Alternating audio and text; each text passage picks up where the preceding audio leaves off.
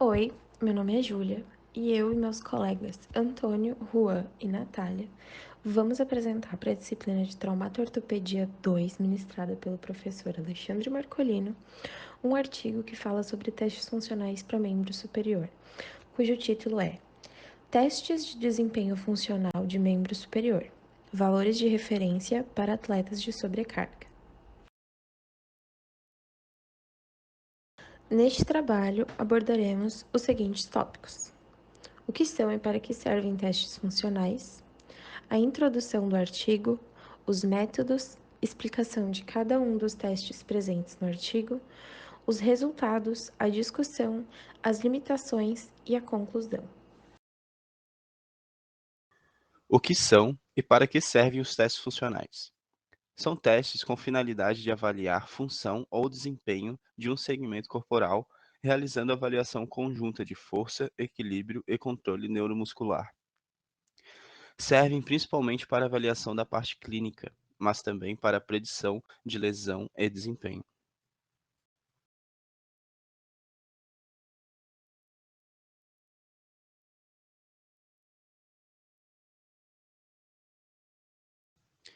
Introdução. O ombro arremessador acima da cabeça tem alto risco de lesões, tornando-se uma das lesões mais comuns nos esportes voleibol, tênis e handebol. A dor no ombro pode ocorrer devido a um evento súbito, por exemplo, contato com o jogador, ou devido ao uso excessivo crônico relacionado a déficits locais na região do ombro ou mais extensivamente na cadeia cinética. Vários fatores de riscos individuais para lesões no ombro relacionadas ao arremesso já são descritos. Os testes funcionais de membros superiores são bastante escassos, e a aplicação desses testes como ferramenta de triagem para a prevenção de lesões ou retorno ao esporte após a lesão é limitada. O objetivo principal desse estudo foi fornecer valores de referência de idade, sexo e esporte, nesse caso voleibol, tênis e handebol, para 3 testes funcionais do ombro: o Eye Balance Test Upper Quarter, YBT, Closed Kenneth Chain Upper Extremity Stability Test, CKC, e o Seated Medicine Ball Throw, SMBT. O SMBT é frequentemente usado para avaliar a força ou potência bilateral da parte superior do ombro em atletas de sobrecarga, e os testes YBT e o CKC para avaliar a função da parte superior do corpo em cadeia cinética fechada. Quanto aos métodos desse estudo, no total, 206 atletas de sobrecarga saudáveis foram incluídos, dentre eles 106 homens e 100 mulheres. Todos os sujeitos incluídos deveriam praticar vôlei, tênis ou handball em nível competitivo pelo menos 3 horas por semana, ter idade entre 18 e 50 anos e estar em bom estado geral de saúde.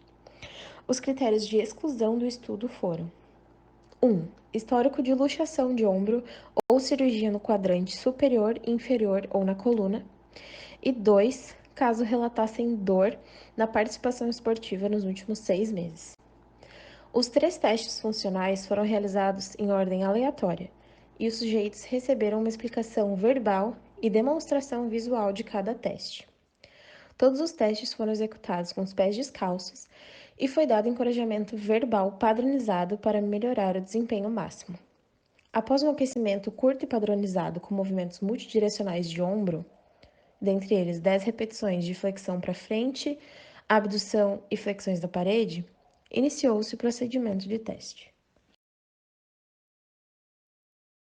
Explicando os testes que foram realizados nesse estudo. O CKC é um teste realizado para avaliação de membro superior e estabilidade da cintura escapular.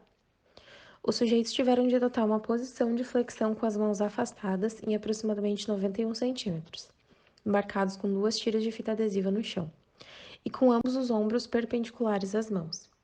As costas e a parte inferior do corpo deveriam estar alinhadas e os pés afastados na largura dos ombros, como indica a figura A, podendo haver adaptação na posição para mulheres, como indica a figura B. A partir dessa posição, a mão dominante cruza o corpo, toca a mão não dominante e retorna à posição inicial. Posteriormente, o mesmo movimento é realizado pela mão não dominante. O participante é instruído a realizar o maior número possível de toques alternados em 15 segundos, mantendo a posição correta de flexão. O primeiro investigador conta o tempo e o segundo investigador conta o número de toques em voz alta. Após uma tentativa de familiarização, 3 tentativas de desempenho máximo são executadas, com 45 segundos de descanso entre elas. A interpretação do teste pode ser feita de 3 maneiras: analisando o número total de toques, dividindo o número de toques pela altura, ou multiplicando o número de toques por 68% do peso e dividindo esse resultado por 15. As vantagens de realização do CKC são o maior número de estudos na literatura e a fácil realização. Em contrapartida, é um teste que não discrimina assimetrias no movimento e é realizado numa posição não funcional.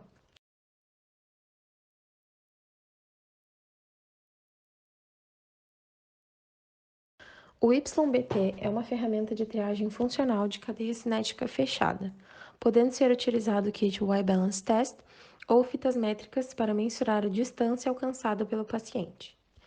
O teste é realizado na posição ortostática, com braço em 90 graus de abdução, extensão total de cotovelo e polegar voltado para cima. A distância entre o meio do processo espinhoso de C7 e o ponto mais distal do dedo médio é medida com uma fita. Foi realizado no lado não dominante, seguido pelo lado dominante, de acordo com protocolos publicados anteriormente.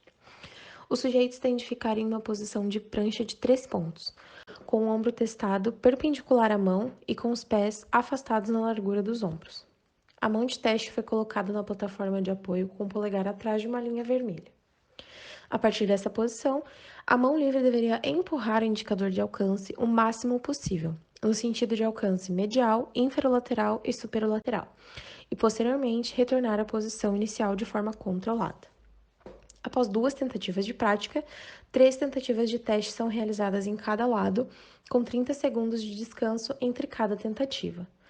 O lado testado foi nomeado com base na mão que sustenta o peso, esquerda ou direita. A tentativa tinha que ser repetida quando o sujeito não conseguia manter o contato de 3 pontos, empurrava o indicador de alcance, ou seja, chutando para longe, ou quando o solo ou o indicador de alcance era usado como apoio. A interpretação do teste pode ser feita de 2 maneiras: comparar a distância de alcance para cada direção ou fazer um score total, somando os 3 valores das distâncias e dividindo por 3 vezes o comprimento do ombro.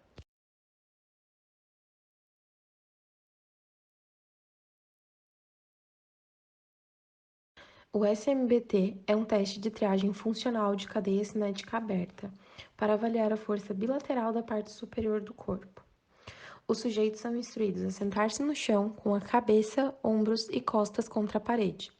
As pernas ficam estendidas e uma bola medicinal de 2 kg é segurada com ambos os braços, em 90 graus de abdução de ombros e cotovelos flexionados. A bola medicinal é coberta com giz de ginástica, para deixar uma impressão nítida no chão após cada arremesso. Os participantes têm que lançar a bola medicinal para frente, em linha reta e o mais longe possível, com a cabeça, ombros e costas mantendo contato total com a parede. Após 3 tentativas de prática, 4 tentativas de teste são executadas, com descanso de 1 minuto entre cada tentativa. Por levar em conta os diferentes comprimentos de braço, a bola medicinal é deixada cair com os braços estendidos na frente do corpo. Resultados: no teste YBT, os jogadores de handebol têm pontuação maior no alcance medial comparado com jogadores de vôlei. No alcance inferolateral, os homens pontuaram mais do que as mulheres em todas as modalidades esportivas e para todos os lados, dominante e não dominante, sendo que os tenistas do sexo masculino apresentaram score de teste maiores no lado não dominante em comparação ao lado dominante. No alcance superolateral, os homens que praticam vôlei pontuaram mais do que as mulheres na categoria de idade entre 26 e 33 anos.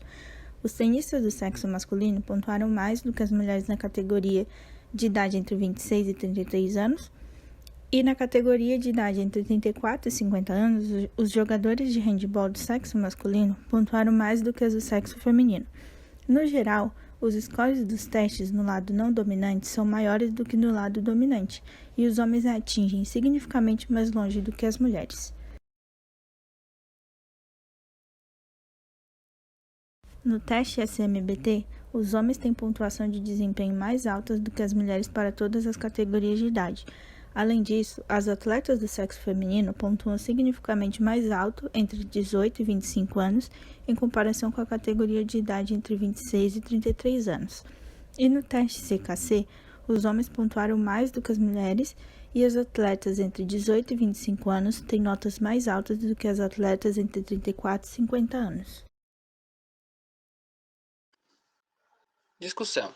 Ainda não foi devidamente investigada a capacidade desses testes prevenir lesões ou garantir o retorno ao treinamento.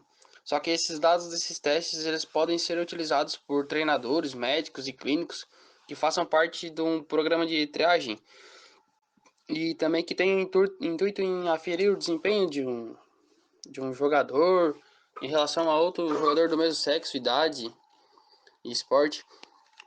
E também esses testes eles podem ser aplicados em campo, pois são portáteis, baratos e fáceis e rápidos de administrar e interpretar.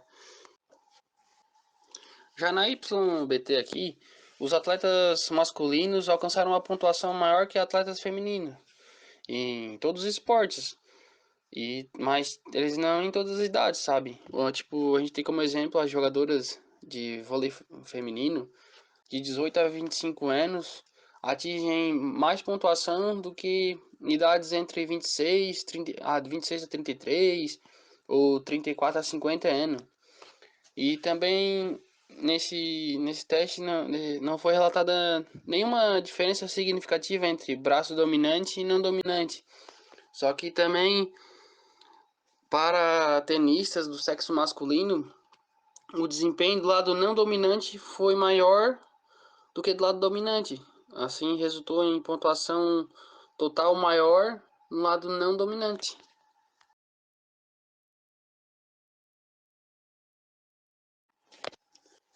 No SMBT, a gente observou que os homens, em comparação com as mulheres, eles tiveram uma pontuação mais alta em todas as três categorias de idade. A gente também tem como exemplo, atletas do sexo feminino de 18 a 25 anos têm maior desempenho do que mulheres de 26 a 33 anos, independente do esporte, sabe? Isso sugere então que os dados da SMBT eles devem ser específicos para idade e gênero. No estudo o desempenho do CKC foi investigado dois estudos de diferença de gênero, mas eles tiveram resultados contraditórios. Um estudo, o desempenho dos atletas masculinos tem pontuação tipo mais alta do que do sexo feminino. Porém, outro estudo ele relatou o desempenho feminino maior do que o desempenho masculino. E isso se dá provavelmente pela diferença de posição do teste, porque ele foi modificado para mulheres, tipo, onde as mulheres podem apoiar os joelhos em vez dos pés.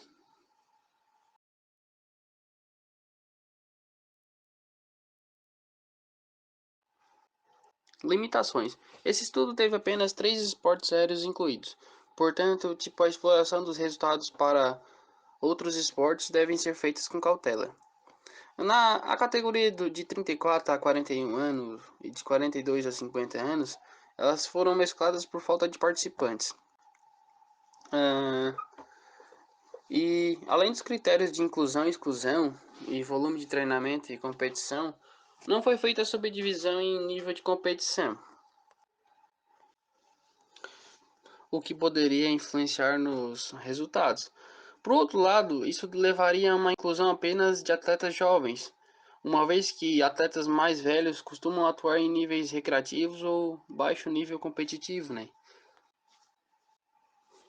Além disso, ainda não foi comprovado o uso desses testes funcionais para a prevenção de lesões ou para retorno ao jogo.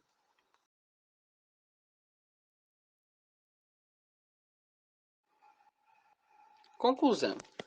O estudo ele fornece tipo dados normativos para a YBT, CKC, SMBT, com base no sexo e na idade e no esporte, que é relevante para a triagem funcional de atletas aéreos e também da análise profunda do seu desempenho. Além disso, todos os testes apresentam diferenças significativas de gênero e idade. A YBT apresentou significativas diferenças laterais e esportivas. Por fim, é recomendada uma combinação de todos os testes na triagem do atleta.